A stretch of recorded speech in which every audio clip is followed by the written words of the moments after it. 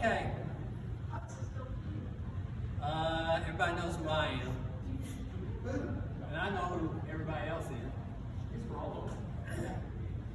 And Lenny Brumley's here. He's one of the board members. And Della Wilson's here. She's one of the board members.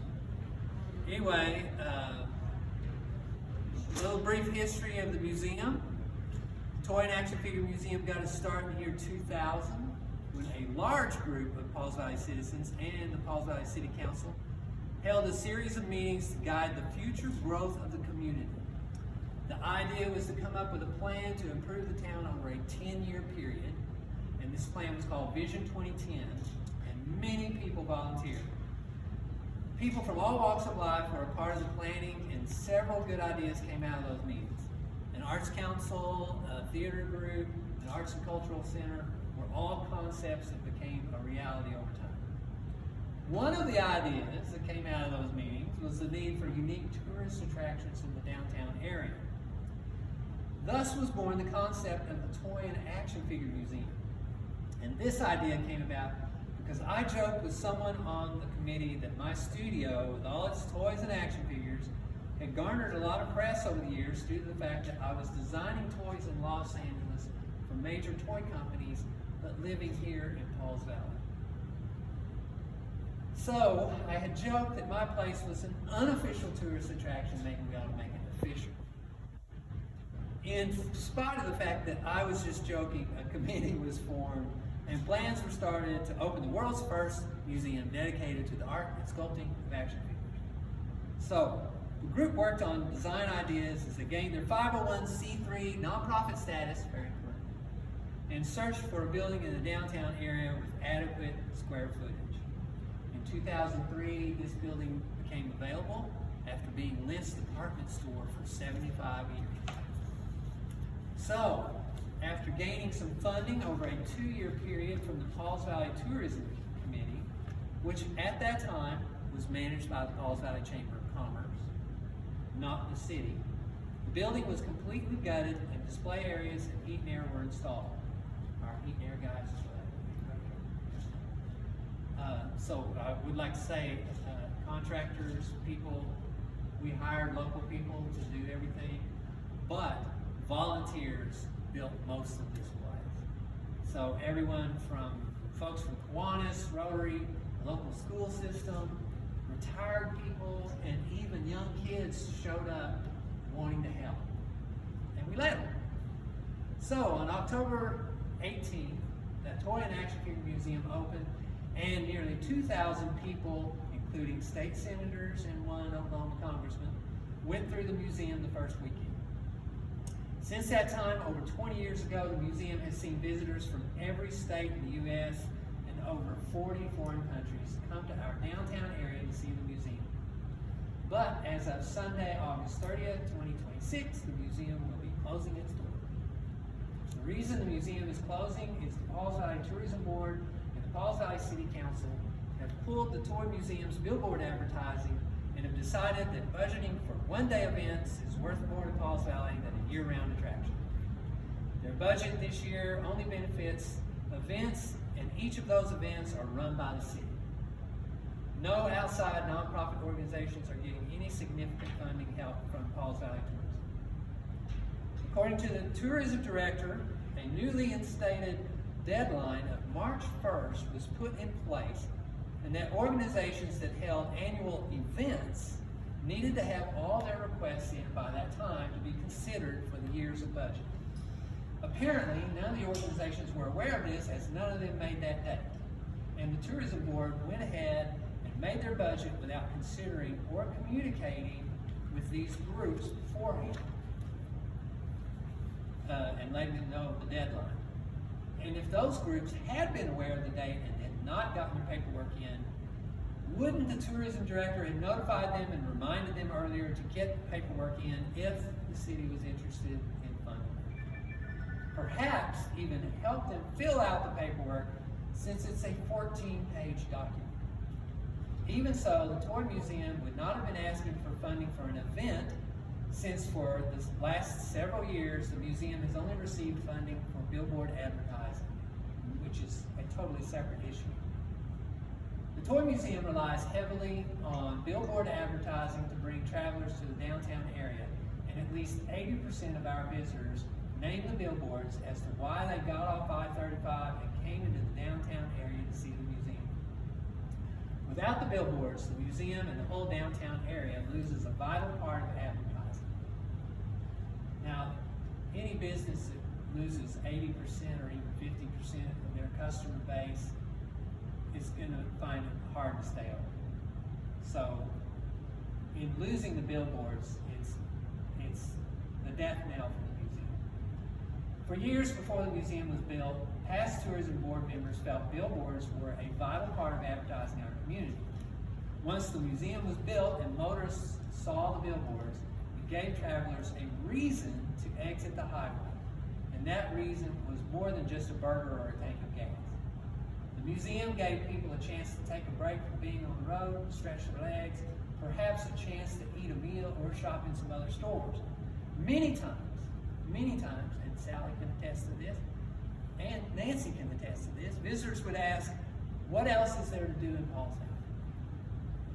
Years ago, most members of the tourism board felt the Toy Museum was doing the town a favor by creating something they could advertise on billboards. But due to pressure from past city council members and city managers, that feeling got reversed to the city council and tourism feeling that they were doing the museum a favor by advertising what they somehow perceived to be a private business and therefore not worthy of advertising or promoting.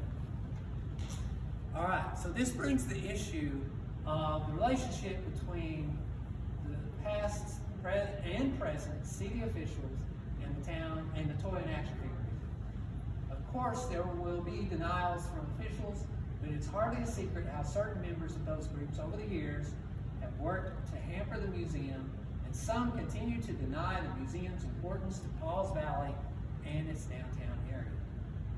So here are just a few examples. Before the museum opened in 2005, the city manager at the time assailed me in his office because he found out the museum was going to charge admission. His exact words were, "Nonprofits aren't supposed to make money." I informed him that OG&E wasn't giving away free electricity and that we had to make money to pay for the cost of operations, and that nonprofits do make money all the time for the same reason.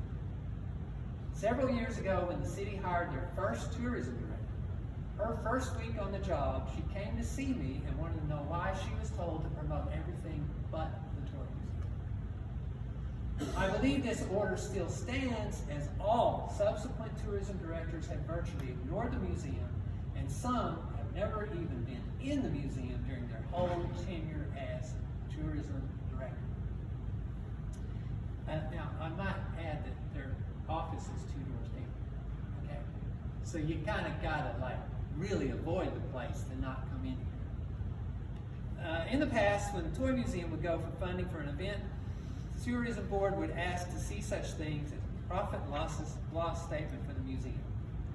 The museum would have to wait until the next month's meeting to then present that information. On providing the requested information, the tourism board would then ask to see another bit of information that could have been supplied at that present meeting, but instead would send the museum's request back another month. The tourism board also wanted a complete inventory of the assets of the museum.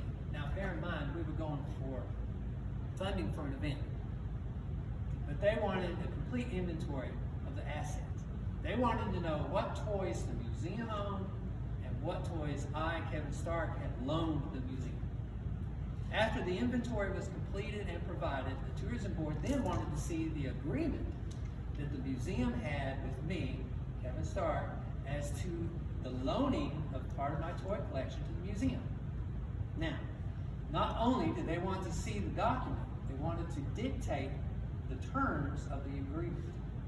They demanded that a clause be put in the agreement between myself and the museum which stated I had to give a year's notice before I could remove my collection from the museum. They also stated that the tourism board would not even talk to anyone from the museum about funding anything until they had that document with that specific wording. Now, keep in mind, the museum was going to the tourism board for an event, nothing more.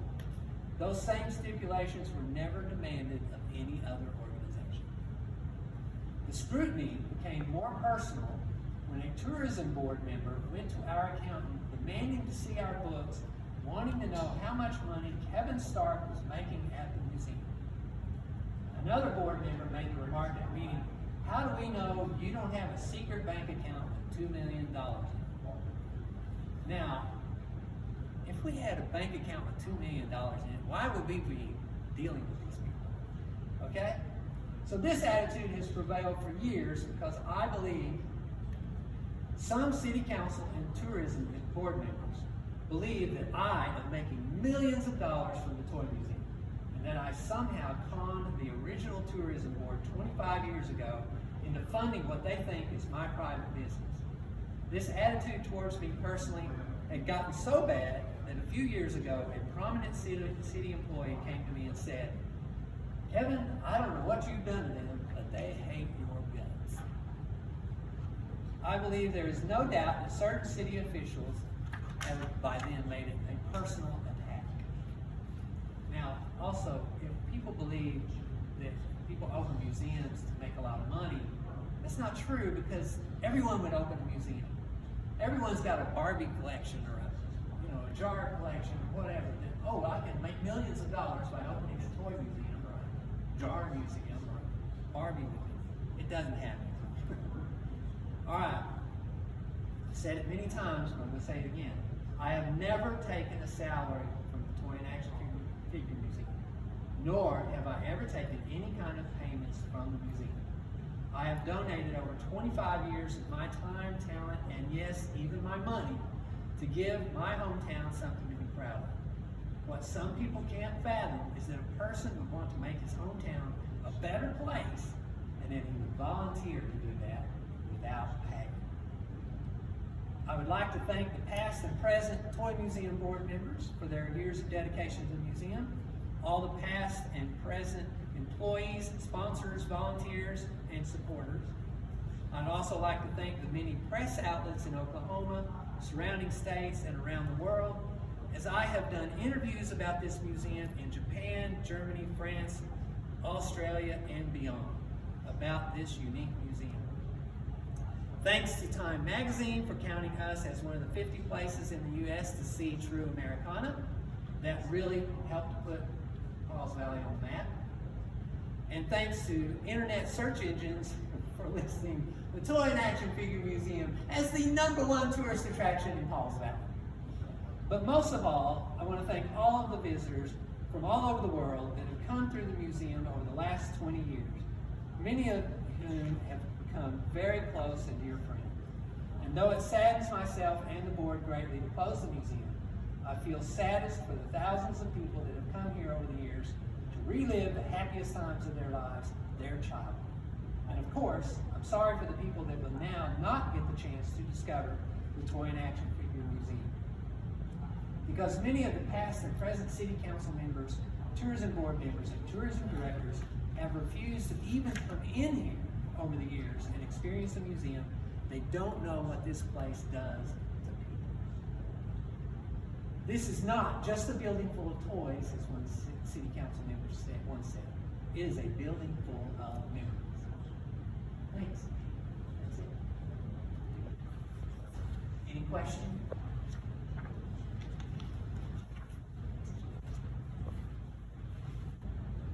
So we'll be open until August 30th. And then after that, we'll see what happens. We may become a virtual museum. We may become a traveling museum. Or if some other community is interested in having the Toy and Action Figure Museum come to their town, we might even think of doing that. So, we will continue to maintain the collection. We own the building. The nonprofit owns the building. So whatever we choose to do with all of this in the building will be decided at a later date. Thank you, Kevin. That's all we have. Thanks for this.